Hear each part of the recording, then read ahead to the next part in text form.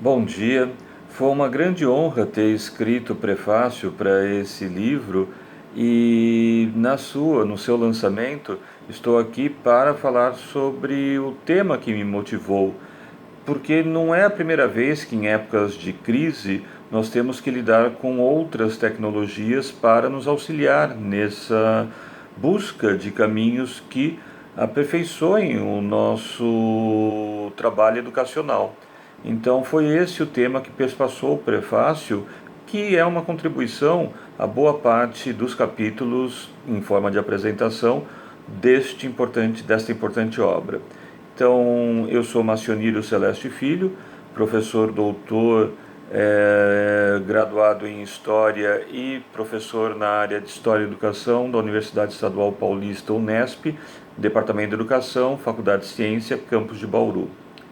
Meu prefácio é sobre o ensinar como um ofício artesanal. Ensinar é um ofício artesanal. Dependendo das ferramentas empregadas nesse artesanato, podem-se conceber as formas e os locais dos saberes nos quais ocorrem os processos educacionais. Desde a modernidade renascentista, gradativamente, as ferramentas mentais têm ganhado importância na educação, como, por exemplo, podem-se mencionar a retomada da dialética ou a disciplina dos processos lógicos de pensamento pelo uso contínuo de procedimentos de memória, da retórica, em colégios de humanidades no seu apogeu, em meados do século XVIII. Concomitantemente, as ferramentas manuais de aprendizagem também mudaram substancialmente desde então. Daria para ampliar o alcance das escolas concebidas por La Salle no século XVIII sem o uso da lousa coletiva para professores e de lousas individuais pelos alunos?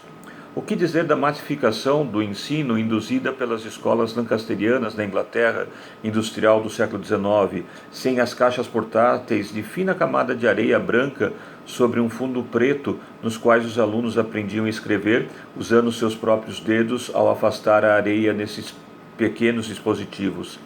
Tal ampliação de ensino seria possível? Contudo, o que se observa desde o final do século XX é uma mescla em novos instrumentos tecnológicos de ferramentas de disciplinarização mental embutidas em ferramentas de uso manual cotidiano. São computadores, tablets, smartphones a acessar novos locais virtuais de saber, nos quais os processos educacionais são distintos. O uso da retórica em colégios jesuítas demandava anos de autocontrole por parte dos alunos. Essa demanda de tempo e dedicação discente em internatos era cara, destinadas à aristocracia. O ensino da produção material de coisas, como tecidos, pães, calçados, celas, ferraduras, por exemplo, com o artesanato anterior à Revolução Industrial, também demandava muitíssimo tempo e dedicação dos aprendizes em corporações de ofício, lugares de saber outrora muito importantes e infelizmente relegados ao esquecimento. Nos dois casos, quer aperfeiçoando ferramentas mentais, quer aprendendo a lidar com ferramentas manuais, havia algo em comum. O protagonista do pensar e o protagonista do fazer não eram pessoas diferentes. Ambos aprendiam a utilizar a sua mente para produzir algo, seja um discurso diplomático que poderia mudar o rumo de uma guerra ou um sapato confortável para um homem honrado. Quem pensava e fazia usava as ferramentas necessárias a isso. Com elas, produzia algo. Sinteticamente, era o homem a usar para o seu benefício as ferramentas. O sujeito que surgia dos processos dessa aprendizagem em lugares de saber de outrora era o protagonista da sua vida material e intelectual. Não se pretende aqui conceber que as ferramentas daquele período fossem equivalentes entre si ou neutras, mas especificar quem usava o quê. A Revolução Industrial separou os mecanismos de uso das ferramentas.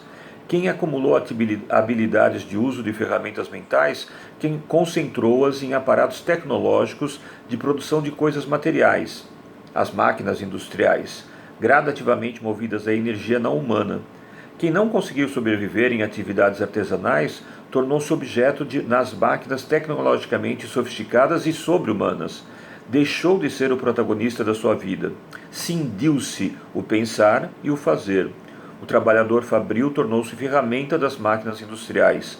O acúmulo de riqueza nos estratos sociais de domínio das ferramentas mentais tornou-se evidente. É viável, numa perspectiva dos próximos 2 ou 3 séculos, conceber uma humanidade sem tais aparatos tecnológicos de produção maciça de coisas? É pouco provável. Porém, o que a educação atual tem a ver com isso? Simples. É papel do educador, num processo educacional mediado por tecnologias mirabolantes, perguntar sempre se a educação por ele praticada favorece a criação de homens que usem as ferramentas como instrumentos de produzir coisas, qualquer coisas, uma canção, um violão, um abacaxi, uma nave espacial, uma frigideira na qual nada gruda, uma vacina, ou de homens que sejam usados como ferramentas a serviço de quem acumulou tais saberes mentais em aparatos tecnológicos que aprisionam as capacidades do humano ser o protagonista da sua vida, os quais passariam seu parco tempo de descanso em lugares virtuais que são meros simulacros de uma existência livre, mas que ampliam a acumulação de poder dos detentores das ferramentas tecnológicas. Novamente, quem é ferramenta de quem? É a ferramenta que usa o homem para benefício de poucos, ou é o homem que usa a ferramenta para a satisfação material e mental de muitos? Todos os capítulos desse livro tiveram que transitar nessa corda bamba do uso de novos procedimentos educacionais perspassados pelo uso de tecnologias inovadoras. Essas tecnologias são ferramentas. O humano desde sempre usa ferramentas. O que constitui os humanos são as ferramentas mentais e manuais que utiliza.